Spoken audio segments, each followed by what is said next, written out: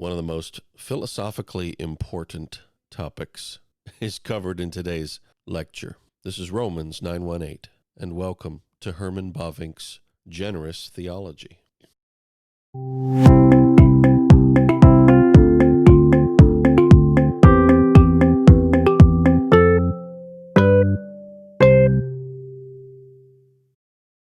Before we begin, I'd like to invite you to take a look at this beautiful picture of the arch at St. Louis, a majestic and wonderful monument, captivating in its simplicity and in its elegance. It reflects, like few other things do, one of the most important principles in philosophy. Next slide.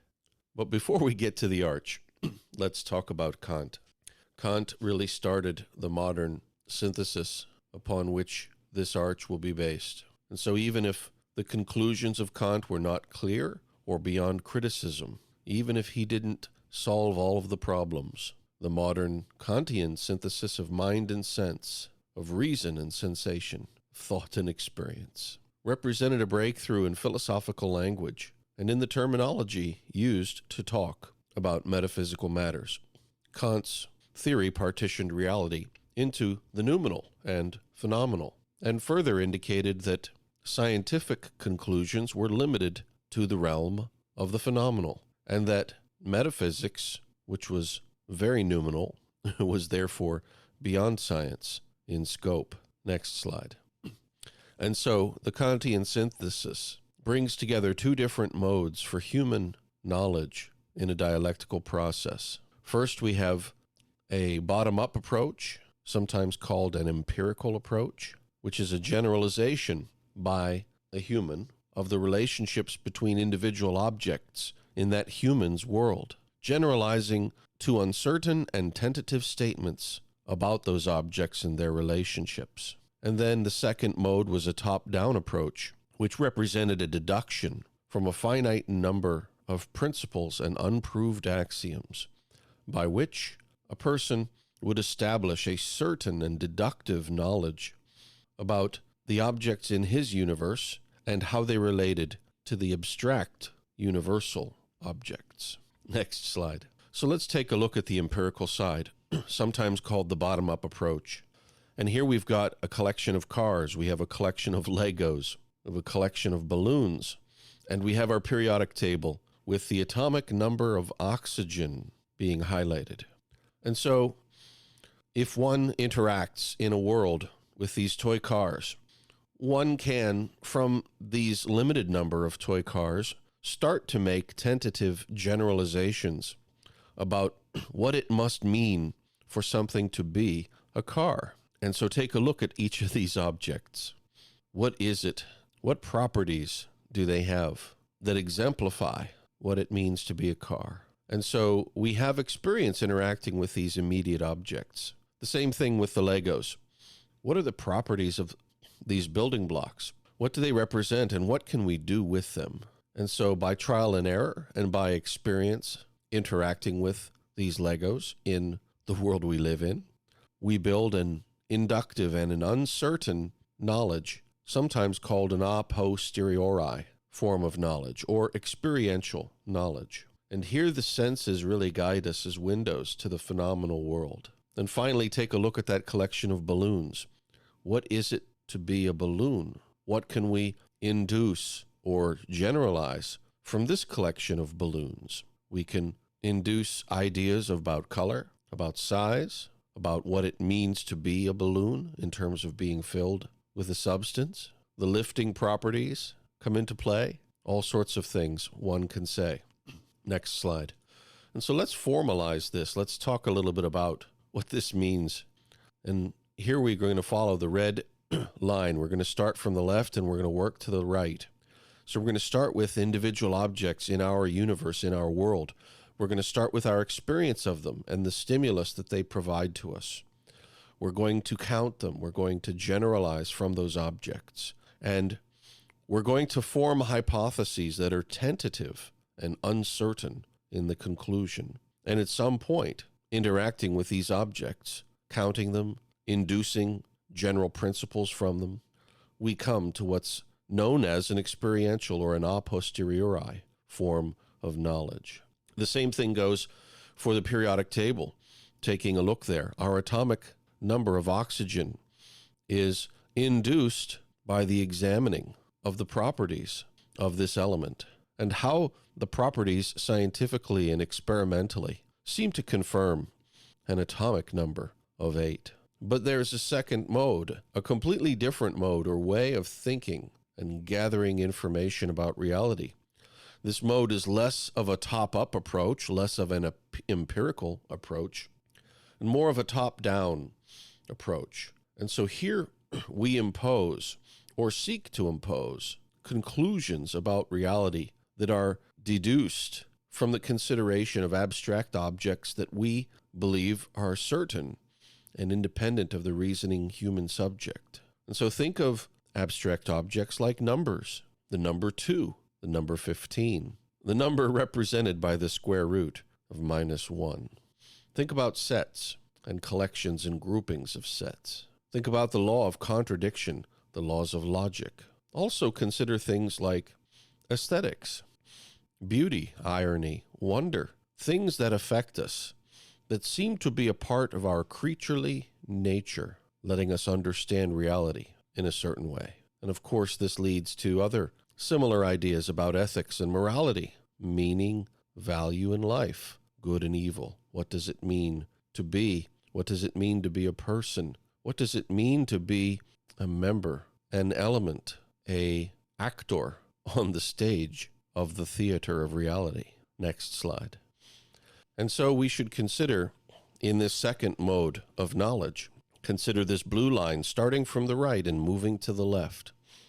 We start from our premises and axioms that represent fundamental things about the universe that are believed to be true. Beliefs and reasons build upon these using a deductive form of logic and reasoning and combine into proofs and demonstrations about reality. And from those, we know with a certainty truths about the world we live in. We have an a priori form of knowledge. Next slide. And so the beauty of Kant is that he has put together in a modern presentation something that is quite beautiful in terms of giving us a framework for thinking about reality, for thinking about humankind, and for thinking about the relationship between them. And so we have these two different modes of knowledge. We have the red starting from the left and moving to the right, the empirical knowledge, or the a posteriori knowledge. And then we have things that are known about reality from the blue line, starting at the right and working to the left. And so these two modes fit together. And in Kant's presentation, they fit in a beautiful synthesis that really goes all the way back to the philosophy of Aristotle. Next slide. And so we have this beautiful arch of Aristotelian logic. This image, of course, comes from a website, Frisian.org. Excellent philosophical resources there. And we see here that this arch puts into one picture the two different modes of knowledge and how the human mind comes to have some form of knowledge about the world it lives in and about itself. And so this is a beautiful image that can give any student of philosophy much benefit in studying. Next slide. Now here is the picture in a much larger, easier to see format. And we see the light purple representing the mind in Aristotle's scheme and in the Kantian presentation of it. And so this human mind, when it learns about things from the left-handed mode, the inductive logic, the empirical approach, starts with individual objects, and through experience and stimuli, and through the counting and generalization of what those mean, comes up with uncertain and tentative inductive generalizations that represent a form of knowledge. I play with my toy cars, and from that limited number of toy cars in my collection, I come up with an idea. What does it mean to be a car? And then from the right-hand side, moving up to the center, to the light purple, documented in the blue, we have the deductive logic. We have the abstract principles, and we have the first axioms that represent unprovable beliefs and reasons about the way we think reality is, and putting those building blocks together in the form of demonstration or proof or deduction, we again build up into this picture of the mind having knowledge and understanding truth about the nature of reality. Next slide.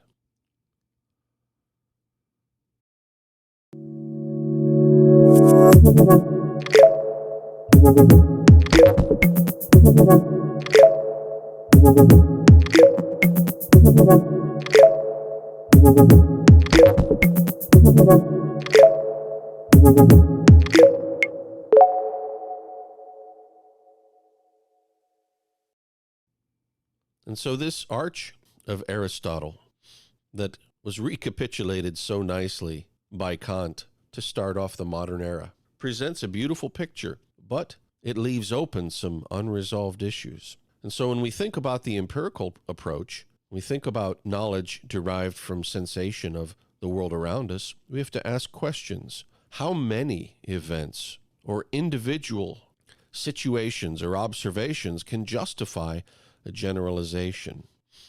How many cars would I need to play with in order to have a true and accurate knowledge of what it means to be a car? And what weight or value can uncertain generalizations bear? And so here we have the famous problem of the white swans. And so for a long time, many people in British society thought that swans were exclusively white, for their experience showed that to be the case.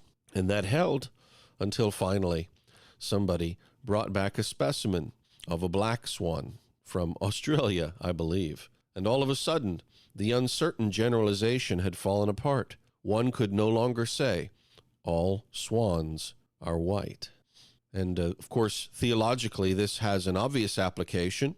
I spoke with a dear friend, very highly educated professor, who very forthrightly told me that they could not believe in Christianity, for it was clearly not true. It was logically contradictory.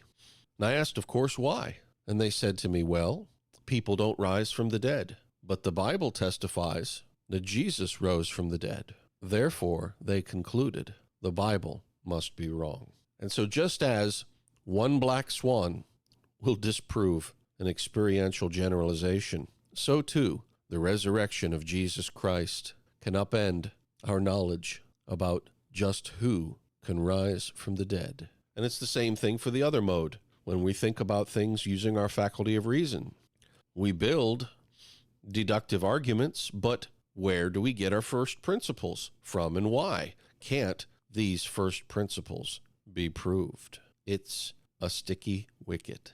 Next slide. Some thinkers, such as, for example, Leibniz and, on the other side, the positivists, thought that logic could be reduced to a mathematical and mechanical system so that the faculty of reason could solve all the problems of philosophy just by a simple form of calculation without the messy mediation of thought and experience. But is that true? Is it really that simple? Some questions to think about. Why should the law of contradiction be true? We have suggestions and indications that it is, but do we have a proof or demonstration? Are we in a position to overcome the skepticism of deep skeptics? And then secondly, what ontological structure about reality even makes the law valid in the first place? Do we even have a view into the internal plumbing of the universe? Next slide. And so a deductive argument is only as good as its premises. But what makes the premises true? And the answer, even in the case of the scientific method, is not a phenomenal answer. It is not a scientific answer. It is a question of metaphysics. This observation leaves all people, theist and non-theist alike, standing on some form of faith, even if it's a generic faith, in which they ground their claims about knowledge. Next slide. The problems continue. So when we think about the world from the realm of our experience and sensation, we struggle with questions of morals and ethics. Just how can one derive what ought to be from what is. And perspectivalism. Do we ever achieve something stronger in our ethics than merely a subjective or relative warrant? In other words, do ethics ever cross the boundary from a subjective, perspectival, relativistic idea or concept to something that is objectively true? And now thinking back as well to the faculty of reason, what about dogma and dogmatic presuppositions? Where do they fit, if at all? And why should we presume that our understanding of reality that is based upon these abstract principles has any integrity? In other words, just what is it that links the epistemological, the human understanding of reality, with the ontological, that is to say, with the reality? Or put another way, when Kant supposes that we are thinking about reality, why should we even think that there is a link? Is our thinking about thinking actually valid? Additionally, what about non-human beings that don't have the same categories of knowledge that we do, that don't have the same senses, don't have the same limitations of mind and being? For example, what does this mean about what we can say regarding an omniscient God who does not have to discover knowledge, who is not in a position where he needs to acquire knowledge? How does such a being fit with our comparison of human knowledge? Next slide. The Arch of Aristotle presents a beautiful picture, but it leaves some unresolved issues. And so we've talked about this before. Why suppose that our knowledge corresponds to reality? And in fact, using Kant's philosophy, his idea of things as they are known to us versus things in themselves, there are strong reasons to suppose that it might not. Also, we have very open-ended questions about being a brain in a vat, questions that cannot be addressed by an empirical way of thinking. Modern thinking that starts with human self is unable to pierce the phenomenological veil of its own creatureliness. We can't get beyond further thinking about thinking. How do I know when I'm thinking about my thoughts? How do I know that I'm thinking about them? And finally, what if we really don't even have the ability to reason about ourselves reliably? For example, if instead of being faithful in representing reality, what if our mind is distorted or opaque or even black? How would that change what we know to be true or not true? Next slide. And so the Christian challenge to other forms of understanding, knowledge, and truth is that in addition to these two modes that Aristotle proposed and Kant synthesized, the Christian offers that there is a third mode for human knowledge, and that is we can have knowledge from divine revelation. Now, it's easy for sophisticated moderns to poo-poo or dismiss such a challenge, but it's much harder to actually refute the thesis. And as Bavinck has pointed out earlier, we have moved beyond such primitive thinking, which is a standard modern and postmodern answer, is not a scientific refutation. It is instead the result of the secularist buying into a dialectical idea of progress that allows one to dismiss thinking from earlier stages, that is, thinking from religious concepts and perspectives, rather than to address the content of the position or the argument. C.S. Lewis called this a form of bulverism. Next slide. And so in this Christian conclusion, we start with admitting the creatureliness of the human condition. Thinking about these complications is enough to make one's head spin. How then is the average person to make it through reality, given these deep, open-ended questions? And so the Christian thesis, Bavinck points out, is that the complexities of reality are meant to make people call out to God, to seek after Him, to guide and orient our lives around Him, with Him as a coordinated and final point of reference. God is our partner in the dance of life. We ourselves do not have a full understanding in our knowledge, but we are in a relationship with the one who does. and he makes a covenantal commitment to his dance partner for her good. Next slide. Of course, there is an atheistic response. Thomas Nagel put it this way: I want atheism to be true and am made uneasy by the fact that some of the most intelligent and well-informed people I know are religious believers. It isn't just that I don't believe in God and naturally hope that I'm right in my belief.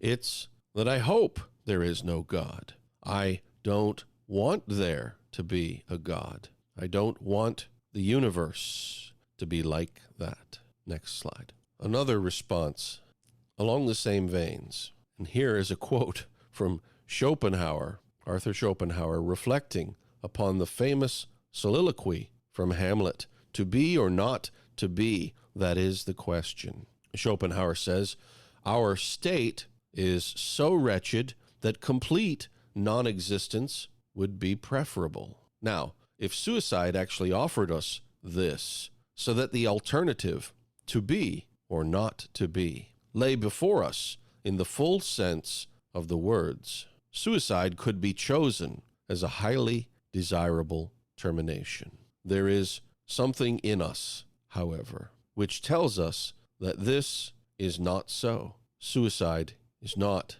the end of things, and death is not an absolute annihilation. Next slide. And so, in thinking about this relationship between being and non-being, between existing on God's terms and not, it's important to ask the non-believer to articulate just where he stands. And when he does so, we as believers have an insight to offer. Proverbs says, "Listen to my instruction and be wise. Do not disregard it. Blessed are those who listen to me, who watch daily at my doors, and who wait at my doorway. For those who find me find life and receive favor from the Lord. But those who fail to find me harm themselves. All who hate me love death." And here the divine wisdom speaks. Blessed is the one who finds God, and to not find God is to love death.